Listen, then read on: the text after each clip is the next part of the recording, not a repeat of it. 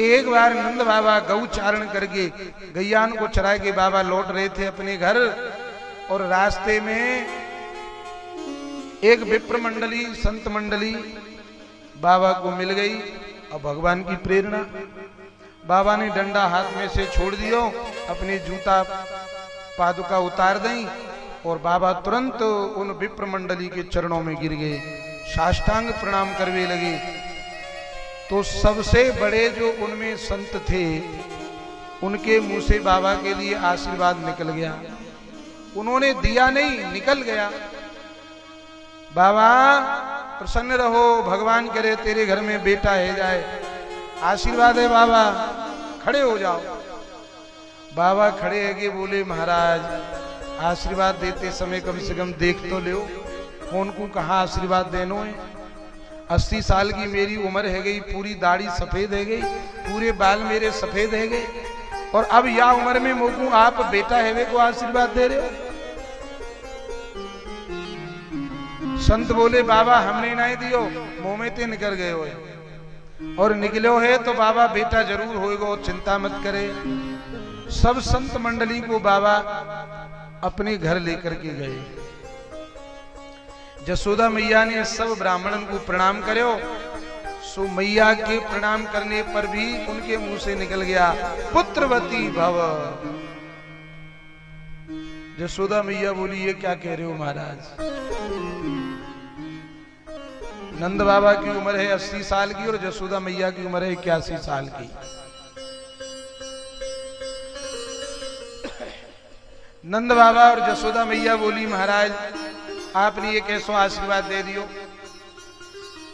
बेटा ना भयो तो आशीर्वाद झूठो हो जाएगो, और अब बेटा मुंह पे हैवे बार होना है क्योंकि मेरी उम्र 81 साल की है।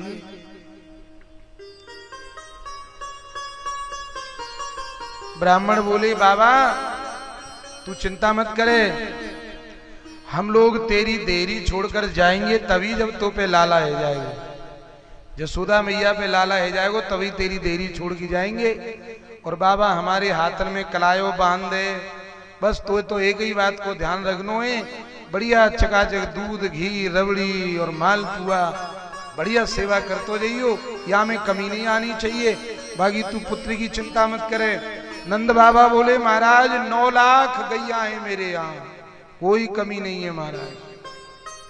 गौशाला में जाके व्यवस्था करी गई और महाराज संतान गोपाल मंत्र को जाप प्रारंभ कर दियो। और नंद बाबा और जसोदा मैया से कही कि तुम्हें 1 साल तक एकादशी को व्रत करना है बाबा।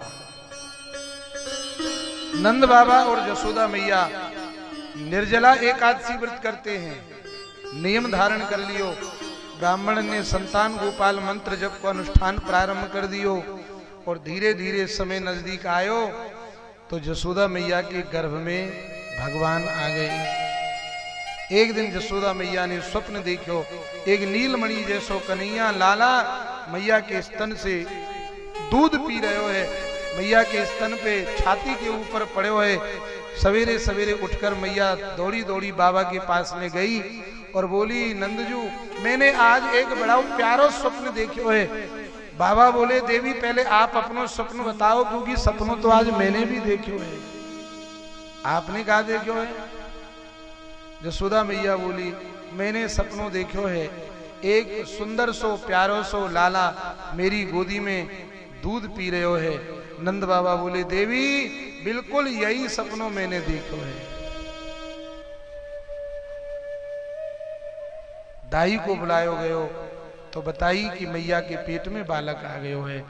बाबा को बड़ी प्रसन्नता भई, एक पुत्र और एक पुत्री। नंद बाबा की एक बहन है जाको नाम है सुनंदा। आज नंद बाबा अपनी बहन को लेवे के ताई गए तो बाबा के मुखमंडल पे बड़ी प्रसन्नता है, क्योंकि जब जब नंद बाबा अपनी बहन के घर जावे तो मुखमंडल थोड़ा परेशान निराश उदास। आज पहली बार इतनो प्रसन्न अपने भैया को सुनंदा ने देखो। जाते ही पूछी भैया क्या बात है, आज इतनी जल्दी कैसे पधारे घर, और आज आप बड़े प्रसन्न दिखाई दे रहे हैं, जल्दी मुझको बताओ क्या बात है। नंद बाबा बोले लाली तू जल्दी तैयार रह जा, तो मेरे संग चलना पड़ेगा। क्यों? तेरी भाभी के लाला है विवारो है। जैसे ही सुनंदा बुआ के कान में ये शब्द पड़े कि भाभी के लाला है विवारो है, सो महाराज सुनंदा बुआ तो खुशी से उछल पड़ी और बुआ जी के मन में एक भाव और जागृत भयो। बड़े दिनों से मैं सोच रही कि भाभी के गले में जो नवलखा हार है ये मोकू कब मिलेगो, मोकू कब मिलेगो। अब वो समय आ गयो जब भाभी के गले को नवलखा हार मोकू ही मिल जाएगो। बुआ जी महाराज 5 मिनट में तैयार रह गई, पोटली बांध ली और भैया के संग चल पड़ी। ऐसी सेवा करी जसोदा मैया की, मन लगा के बुआ जी ने, क्योंकि सेवा करेगी तभी तो वो मिलेगा। जसोदा मैया को एक पग नहीं जाने दे रही है कहीं भी, पूरी सेवा कर रही है। पर अभी अपने मन की बात नहीं बताइए। बोले लाला है जाएगो तभी बताऊंगी। कहा पतो लाला की जगह लाली है गई, फिर तो नहीं मिलेगा ये। ब्राह्मण ने समय निश्चित कर दियो, बाबा इतने बज के इतने मिनट पर तेरे घर में लाला को जन्म होएगा। लेकिन भगवान तो किसी को कष्ट देना नहीं चाहते, भगवान किसी को दुख देना नहीं चाहते, इसीलिए पूरी रात सब ब्रजवासी बाबा के घर के आंगन के बाहर आके बैठ गए। लेकिन भगवान की माया ने ऐसा प्रभाव रचो कि धीरे धीरे धीरे धीरे सब सो गए। नंद बाबा बोले अपनी बहन सुनंदा से, सुनंदा थोड़ी देर में भी कमर सीधी कर लूं, तू अपनी भाभी को ध्यान राखियो। सुनंदा बोली भैया आप निश्चिंत है कि लेट जाओ।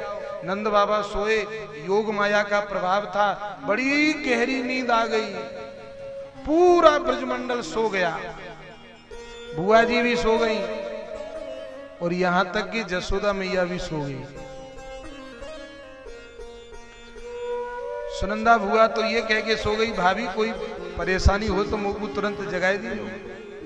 ठीक है, लेकिन आश्चर्य की बात यह है कि बच्चे का जब जन्म होता है तो माँ को बहुत कष्ट होता है, लेकिन भगवान और योग माया माने एक कन्या और एक पुत्र मैया जसोदा के कब गर्भ से बाहर आ गए, मैया को भी पतो नहीं चली और मैया के बगल में आकर के लेट गए। जसोदा मैया को पतो नहीं चली।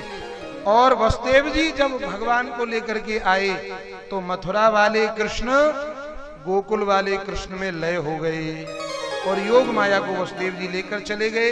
सवेरा हुआ, 9वीं तिथि के दिन सवेरे सवेरे सबसे पहले बुआ जी की आंख खुल गई। बुआ जी ने देखी, हे भगवान पंडित जी ने जो समय बताया वो तो निकल गया, या को मतलब लाला है गयो। बुआ जी दौड़ी दौड़ी गई जसोदा मैया भाभी के कक्ष में, तो देखो जसोदा मैया सो रही है गहरी नींद में और नीलमणि जैसो लाला चादर से ढक्यो भयो है और मैया की बगल में सो रहे हो है।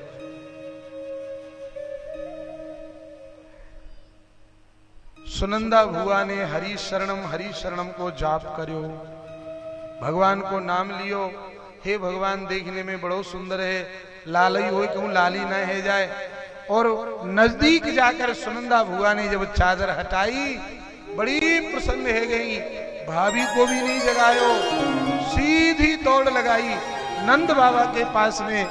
नंद बाबा जमुना जी के तट पर बैठे बैठे समाचार की प्रतीक्षा कर रहे थे कि कब जल्दी मुझको शुभ समाचार आए कि मिले। बुआ जी दौड़ी चली आ रही है, दूर से ही देख लियो। बाबा ने जल्दी जल्दी माला पूरी कर ली, खड़े है गए और बुआ जी आए की खड़ी है गई, भैया। तो नंद बाबा बोले लाली जल्दी बता कहा समाचार लेके आई है, कहा भयो है। बुआ जी ने झोली आगे करके कही मुझको कहा मिले वो ये बताओ।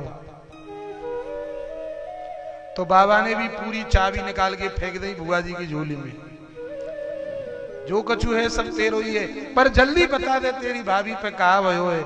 सुनंदा बुआ बोली भैया आपने जो जब तब किए दान पुण्य किए और ब्राह्मणन ने जो अनुष्ठान करो बाको फल आपको मिल गयो। आपके घर में भाभी के गर्भ से एक नीलमणि जैसो बड़ो सुंदर लाला भयो है। बोलिए नंद के लाला की जय हो।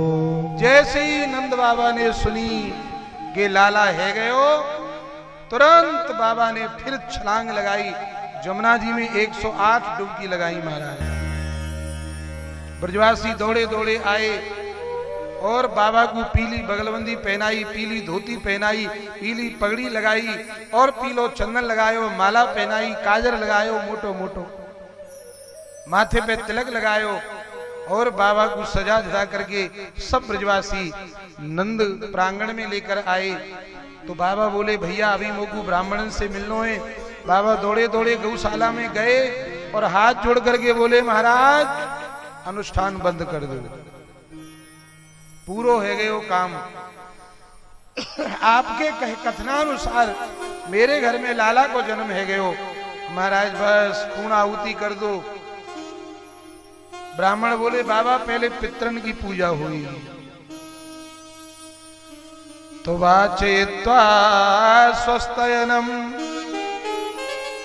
जात कर्मात्मजस्य वै कारयामास विधिवत पितृदेवार्चनम तथा। क्योंकि पितृ हमारे वंश को बढ़ाने वाले होते हैं। सबसे पहले बाबा ने देवी देवतान की पूजा के पश्चात पितरन की पूजा करी है, पर बाबा को मन बिल्कुल पूजा में ना लग रहा। ब्राह्मण समझ गए कि बाबा हम देख रहे हैं तेरो मन बिल्कुल पूजा में नहीं लग रहे हो। बाबा बोले सच बताऊं महाराज मेरो मन बिल्कुल पूजा में नहीं है। मेरो मन तो यही है कि मैं जल्दी से जल्दी अपने लाला को मोड़ो देखूं और मैं अपनी कन्हैया की दर्शन करूं। ब्राह्मण बोले ठीक है हम तुम्हारे लिए पूजा हम करेंगे, तुम अपनी लाला को मोड़ो देखो।